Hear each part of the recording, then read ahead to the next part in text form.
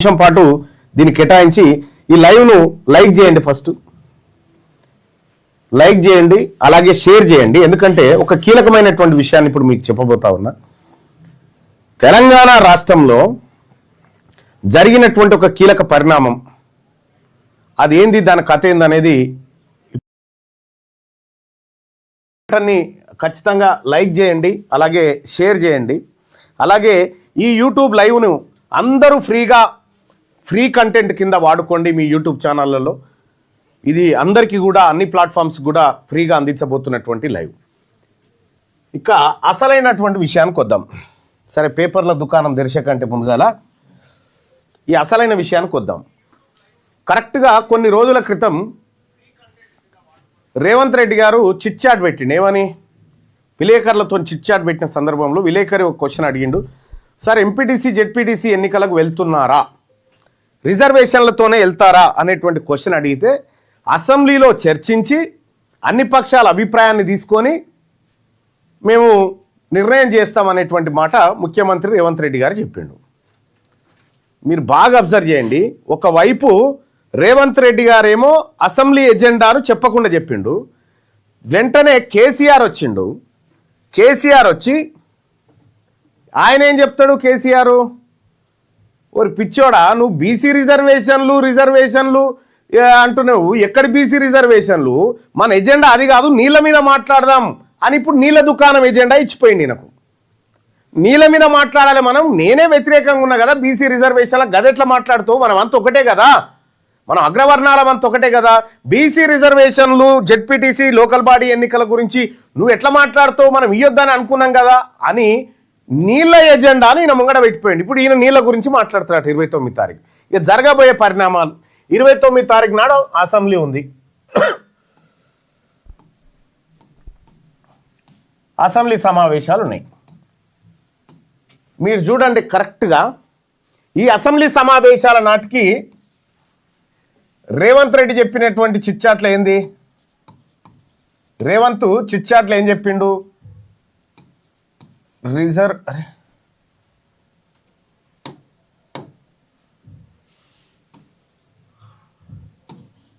రిజర్వేషన్లు,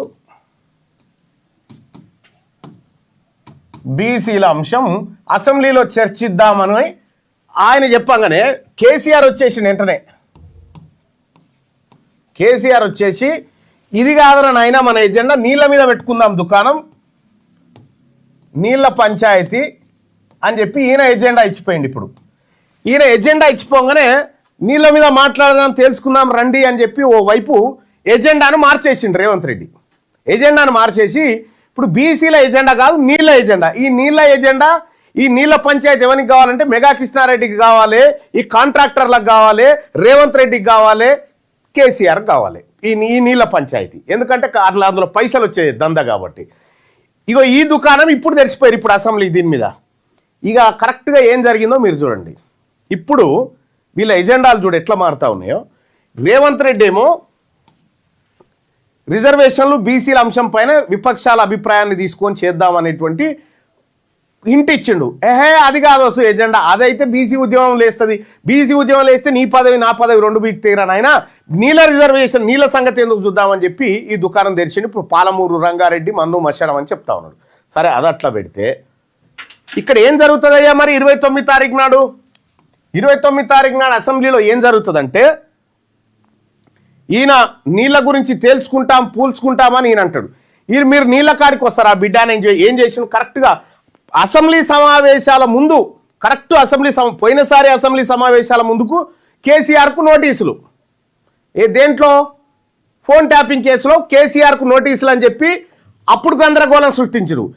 ఇప్పుడు కరెక్ట్గా అసెంబ్లీ సమావేశాల ముంగట కేసీఆర్కు నోటీసులు అని మళ్ళా దుకాణం. ఈ అసెంబ్లీ సమావేశాల ముంగటే కేసీఆర్కు నోటీసులు పోతాయి. ఎందుకు? ఇప్పుడు అసెంబ్లీ స్టార్ట్ కాగానే బీఆర్ఎస్ వాళ్ళు ఏం చేస్తారు?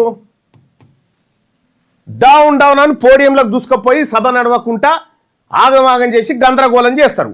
రేవంత్ రెడ్డికి కావాల్సింది ఇదే. ప్రజా సమస్యలు చర్చకు రావద్దు, గందరగోళం జరగాలనేది ఈయన ఎజెండా. ఈయనకు కావాల్సింది ఇదే, వీళ్ళు చేయబోతుంది ఇదే. ఇక వన్స్ అసెంబ్లీ సమావేశాలు అయిపోయిన తర్వాత ఇక నీళ్లు లేవు, బీసీ లేదు, ఏం లేదు. వన్స్ అసెంబ్లీ సమావేశాలు అయిపోయిన తర్వాత మళ్ళీ కేసీఆర్ ఎప్పటి లెక్కనే ఫామ్ హౌస్కి వెళ్ళిపోతాడు, నోటీసులు వాడబడి ఉంటాయి, ఎక్కడిదక్కడ అయిపోతుంది. అంటే శీతాకాల సమావేశాలు నిర్వహించాలి కాబట్టి నిర్వహణ, ఇక మధ్యలో తెచ్చినటువంటి ఆర్డినెన్స్లు 1, 2, 3 ఉంటాయి, వాటిని బిల్లుల కింద పాస్ చేస్తారు, నడిచిపోతుంది. గంతే కానీ కాంగ్రెస్ పార్టీ ప్రభుత్వం ఇచ్చిన 6 గ్యారంటీలు కానీ లేకపోతే రేవంత్ రెడ్డి ఇచ్చినటువంటి హామీలు కానీ ఈ రిజర్వేషన్ల అంశం కానీ ఏది కూడా చర్చకు రాకుండా వీళ్ళిద్దరు కలిసి ఆడుతున్నటువంటి డ్రామా. కేసీఆర్కు నోటీసులు ఇచ్చినాక బీఆర్ఎస్ పార్టీ నాయకులు అసెంబ్లీలో ఏం చేస్తారు? లొల్లి పెట్టరా? లొల్లి పెట్టాలనే నోటీసులు. ఇప్పుడు వాళ్ళకు ఎజెండా చూడరు ఎంత ఈజీగా ఫిక్స్ చేసుకుంటా ఉన్నారో. రేపు అసెంబ్లీలో నీకు మండల్లో జరిగేది ఇదే, ఇక్కడ జరిగేది ఇదే. ఆ రోజు మండల్లో నేను 3 పిల్లల నిబంధన ఎత్తేయాలని నేను అరుస్తా ఉన్నా, బీసీలకు అవకాశాలు పెరుగుతాయని అరుస్తూ ఉంటే కేసీఆర్ని ఎట్లా కేసీఆర్కు నోటీసులు ఇస్తారా అని చెప్పి గందరగోళం సృష్టిస్తే ఏమి అదే జరుగుతుంది ఇవాళ కూడా. వీళ్ళకు రేవంత్ రెడ్డికి క్లారిటీ ఉంది, చర్చలో ఏం జరగాలో కేసీఆర్కు ఉంది. మేము ఇగో ఈయన ఎజెండా తీసుకొచ్చి ఈ ఎజెండా పెట్టిండు, నీళ్ళ పంచాయతీ నువ్వు బీసీల తెరువుకోకని చెప్పి పరోక్షంగా హింట్ ఇచ్చిపోయిండు రేవంత్ రెడ్డికి. హింట్ ఇచ్చిపోయిన తర్వాత ఇప్పుడు జరిగేటువంటి పంచాయతీ ఏంటంటే అసెంబ్లీ స్టార్ట్ కాగానే నల్ల జెండాలు, నల్ల చొక్కాలు, కేసీఆర్కు నోటీసులు ఇవ్వగానే ఇవన్నీ జరుగుతాయి. ఈ లోపే కేసీఆర్కు నోటీసులు ఇస్తాడు, ఈ దుకాణం అంత ఉంటుందిగా. నిన్న మొన్న ఆంధ్రజ్యోతిలో పత్రికల్లో వార్తలు వస్తలేవా? కేసీఆర్కు బిగుస్తున్న ఉచ్చు, కేసీఆర్కు నోటీసు అంత వస్తుంది. ఇదంతా వీళ్ళ ఎజెండాలో భాగమే. కేసీఆర్ను అరెస్ట్ చేసేటువంటి దమ్ము రేవంత్ రెడ్డికి లేదు, కాంగ్రెస్ ప్రభుత్వానికి అంతకంటే లేదు. ఎందుకంటే ఇవన్నీ కాంప్రమైజ్ పాలిటిక్స్, ఇవి సామాన్య ప్రజలకు ఇవి అర్థం కావాలి, మరీ ముఖ్యంగా బీసీలకు అర్థం కావాలి. ఈ రిజర్వేషన్ల అంశాన్ని పక్కదారి పట్టియడానికి ఈయన ఈ ఎజెండా తీసుకొస్తాడు, ఈయన నోటీసులు అంటాడు వెంటనే కేసీఆర్కు నోటీసులని. ఇట్లా ఈ రకంగా టాపిక్ను డైవర్ట్ చేసి అసెంబ్లీ సమావేశాలు గట్టెక్కించుకుంటున్నట్టు. ఇగో ఇది జరగబోతున్నటువంటి కథ.